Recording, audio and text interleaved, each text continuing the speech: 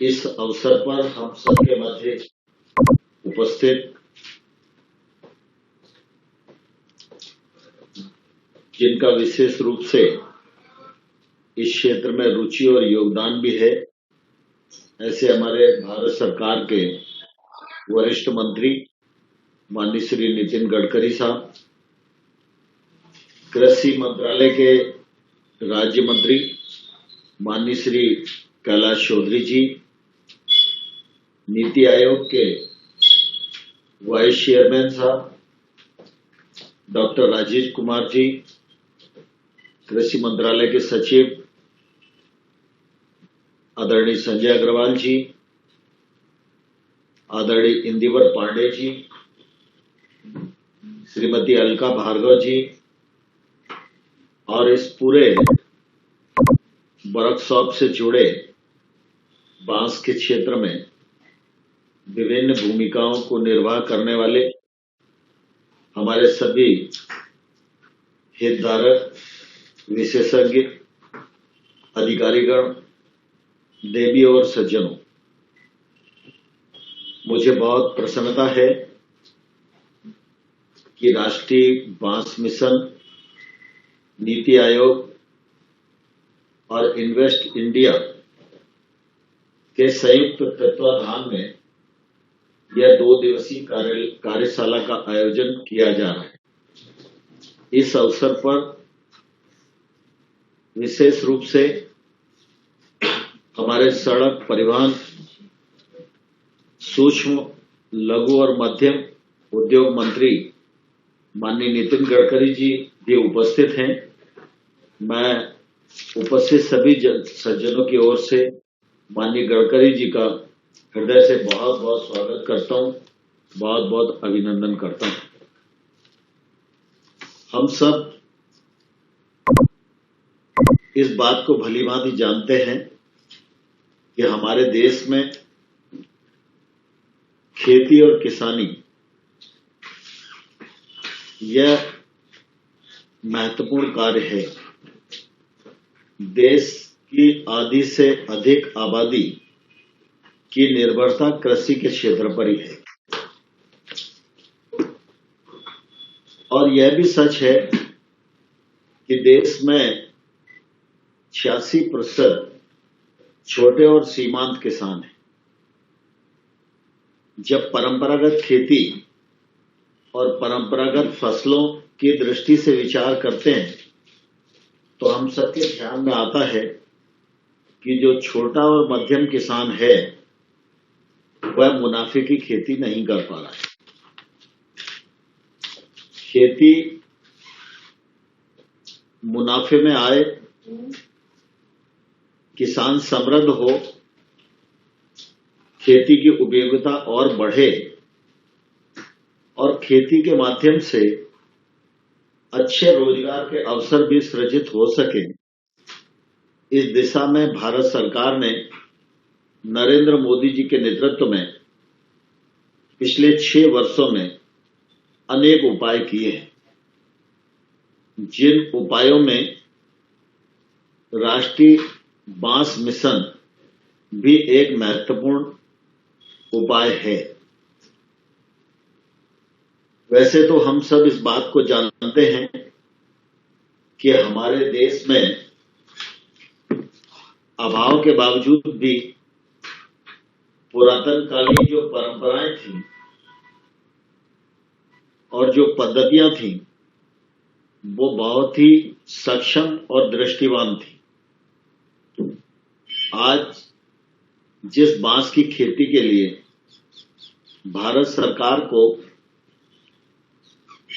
Mission चलाना पड़ रहा है, लेकिन अगर पुरातन काल में हम झांक कर देखेंगे तो गांव का व्यक्ति अपनी आवश्यकता के अनुसार गांव में ही बांस को उत्पादित कर लेता था। गांव में बांस का उपयोग था और वो उत्पादन भी करता था, उपयोग भी करता था, बेचने की जरूरत पड़ती थी तो उसे बेचता था, थोड़ी बहुत आय का साधन भी हो जाता था। धीरे धीरे खेती समृद्ध होती गई तो जो मेड़ पर काम हो जाता था,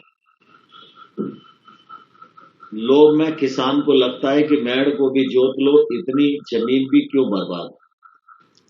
और इसलिए धीरे धीरे इन सब चीजों का अभाव होता गया और उसके कारण खेती के क्षेत्र में निश्चित रूप से तकलीफें भी बढ़ी। आज खेती में देखें तो हम खाद्यान्न की दृष्टि से आत्मनिर्भर ही नहीं, अधिशेष राष्ट्र हैं। हमारे पास भंडारण की दिक्कत है और छोटे और सीमांत किसान वह अपने को संकट में महसूस करते हैं। इसलिए जरूरी है कि राष्ट्रीय बांस मिशन को माध्यम बनाया जाए और इसके माध्यम से किसान बांस की अकेली खेती कर सके, किसान मेड़ पर बांस लगाने के लिए प्रेरित हो सके और इस मिशन के माध्यम से बांस किसान की एक अतिरिक्त आय का साधन बने। देश में बांस के उपयोग अब बहुआयामी हो गए और धीरे धीरे जब यह उपयोग बढ़ेगा और इसमें तकनीक जुड़ेगी, डिजाइनर्स जुड़ेंगे, तो निश्चित रूप से बांस की आवश्यकता दिनों दिन बढ़ेगी। इस आवश्यकता को पूर्ण करने के लिए और किसान की आमदनी बढ़ाने की दृष्टि से, दोगुनी करने की दृष्टि से इस मिशन पर गंभीरता से काम करना हम सबके लिए निश्चित रूप से आवश्यक है। मुझे प्रसन्नता है कि 3 साल पहले बांस मिशन को शुरू किया और यह 23 राज्यों में शुरू हो गया है और मुझे कहते हुए प्रसन्नता है कि इन वर्षों में केंद्र सरकार और राज्य सरकार के प्रयत्नों के माध्यम से 15,000 हेक्टेयर भूमि पर बांस की खेती आज की जा रही है। हम सब जानते हैं कि बांस का बीज, उसकी गुणवत्ता, उसकी पहचान करना एक कठिन कार्य है, लेकिन इस दिशा में भी काम काफी आगे बढ़ा है और 300 से अधिक नर्सरियां स्थापित की गई हैं, जिनका लाभ निश्चित रूप से किसानों को मिलेगा। उत्पादन एक पक्ष है, लेकिन किसान को बाजार भी मिलना चाहिए। इसलिए विशेष प्रयत्न करके 79 बांस मंडियों की भी स्थापना की गई है, जिससे कोई भी किसान उत्पादन करे, लेकिन उत्पादन को बेचने का भी साधन उसे सामने दिखता रहे और वह उस मार्केट का उपयोग कर सके। गत वर्ष 9 राज्यों में 22 क्लस्टर लॉन्च किए गए, उनका प्रसाद भी हम सब लोगों को मिलने वाला है।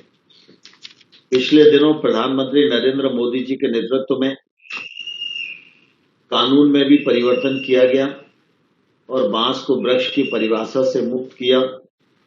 तो आज बांस की खेती, बांस की कटाई, बांस का व्यापार उन्मुक्त तरीके से पूरे देश में और दुनिया में हो सकता है। इसका मार्ग पूरी तरह प्रशस्त हो गया है। आयात शुल्क भी समान रूप से 25% कर दिया गया है। इसका भी लाभ इस क्षेत्र को निश्चित रूप से मिलेगा, ऐसा मैं मानता हूं। आज माननीय नितिन गडकरी जी हम सबके मध्य उपस्थित हैं।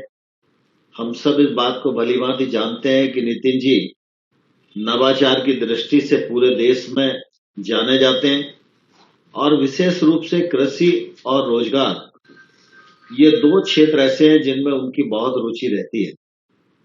अगरबत्ती उद्योग में जो तीलियां हैं वो हमको हमेशा इंपोर्ट करना पड़ती थी और हमारी निर्भरता दूसरे देशों पर थी। इस दिशा में जब कदम बढ़ा तो निश्चित रूप से अब जब बांस का उत्पादन बढ़ेगा तो ये तीलियों का जो आयात हमें करना पड़ता है, इस आयात से भी हमें मुक्ति मिलेगी और यह अगरबत्ती उद्योग बढ़ेगा, इससे रोजगार के अवसर भी सृजित होंगे और हमारे छोटी इंडस्ट्री को भी निश्चित रूप से फायदा मिलेगा। बांस बहुत ही मजबूत उत्पाद है और इसकी उम्र भी बहुत अधिक है। बांस के अनेक प्रकार के और उत्पाद बनने लगे हैं। फर्नीचर की दृष्टि से, भवनों की दृष्टि से भी इसका काफी उपयोग अब होने लगा है।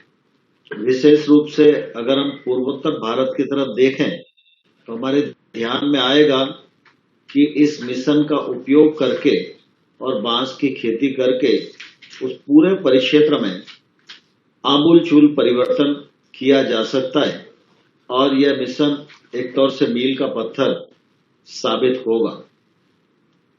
मैं ऐसा सोचता हूं कि बांस के अनेक उत्पाद हैं, लेकिन उन उत्पादों का जितना प्रचार प्रसार होना चाहिए अभी उसका अभाव है। यद्यपि कृषि मंत्रालय, ग्रामीण विकास मंत्रालय और अन्य मंत्रालय जो अनेक एग्जीबिशन का आयोजन करते हैं, उनमें बांस से संबंधित सामग्री भी आती है और वो उन प्रदर्शनियों में, मेलों में आकर्षण का केंद्र भी रहती है।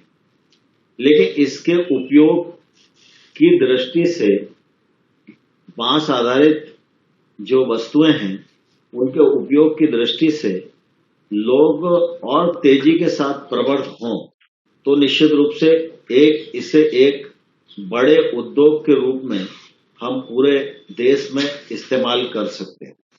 इसलिए बांस से बने हुए उत्पादों का प्रचार प्रसार, इसके लिए निश्चित रूप से मिशन को और योजना बनानी चाहिए। बहुआयामी चीजें बने, डिजाइनर्स की कमी नहीं है, स्टार्टअप्स की कमी नहीं है, सब लोग इस दिशा में काम कर रहे हैं। मिशन बन गया है, सरकार का बल इस पर है, तो निश्चित रूप से बांस का उत्पादन बढ़ाने में तो निश्चित रूप से हम कामयाब होंगे। लेकिन उत्पादन के बाद उसकी खपत और उसका बाजार, यह बांस को मिले और किसान को मिले, यह जरूरी भी है और हमारी यह निश्चित रूप से बड़ी जिम्मेवारी भी है। इस जिम्मेवारी का निर्वाह हम सब लोगों को करना है। तो इस दृष्टि से प्रचार प्रसार की एक अलग योजना हम लोगों को मिशन के माध्यम से बनानी चाहिए। हम सब अनुभव करते हैं कि अभी कई स्थानों पर बड़ी मात्रा में उस सरकंडा पैदा होता है। विशेष रूप से दिल्ली से हरिद्वार जाओ तो बहुत सारे बूढ़े और वो सारा सामान सड़कों पर बेचता है। मैं समझता हूँ कि उसकी गुणवत्ता भी ठीक है और सामान्य से सामान्य आदमी भी अपने उपयोग के लिए खरीद सकता है और जिन क्षेत्रों में उसकी उपलब्धता है वहां उनका बहुत अच्छा उपयोग हो रहा है। मुझे ध्यान है मैं 2009 में सांसद बना था तो मैं हरिद्वार गया था और उस समय मैं वो बूढ़े खरीद के लाया था और आज 2021 में हम बैठे हैं, आज तक बरकरार रूप से वो चल रहे हैं। बाकी और कुर्सी टेबल थी वो टूट गई, बदल गई, लेकिन वो बूढ़े पूरे आज भी उसी गति से उपयोग हो रहे हैं। तो मैं समझता हूँ जो बांस के द्वारा बनाया गया उत्पाद है वो इससे भी ज्यादा मजबूत है, टिकाऊ है, खूबसूरत है। इसके प्रति लोगों को हम आकर्षित कर सकते हैं और किसानों की आजीविका में बढ़ोतरी कर सकते हैं और जो हमारी आवश्यकता है उस आवश्यकता को भी पूर्त कर सकते हैं। मुझे लगता है कि आज ये 2 दिवसीय कॉन्फ्रेंस आयोजित की जा रही है अलका जी और उनकी पूरी टीम के द्वारा और सारे लोग इसमें जुड़े हुए हैं। इस विधा से संबंधित बहुत सारे अनेक मूल्यवान सुझाव आएंगे जो इस मिशन को गति देने में निश्चित रूप से सहायक होंगे। मैं इस मौके पर माननीय गडकरी जी का और इस पूरे कॉन्फ्रेंस से जुड़े सभी हितधारकों का मंत्रालय की ओर से बहुत बहुत स्वागत करता हूं, बहुत बहुत अभिनंदन करता हूं। धन्यवाद। बहुत बहुत धन्यवाद सर। सर आपके उद्घोषण के जो बहुआयामी परिपेक्ष आपने दिया है सर, आज हमारे साथ प्रदेश सरकार में बहुत एंटरप्रेन्योर्स जुड़े हुए हैं, किसान हैं, तो सभी आपके शब्दों से बहुत प्रेरित होंगे और हम अश्योर करते हैं सर कि जो आपके आदेशानुसार नेशनल पेपर मिशन को और गति से आगे बढ़ाएंगे। धन्यवाद सर। माननीय MSME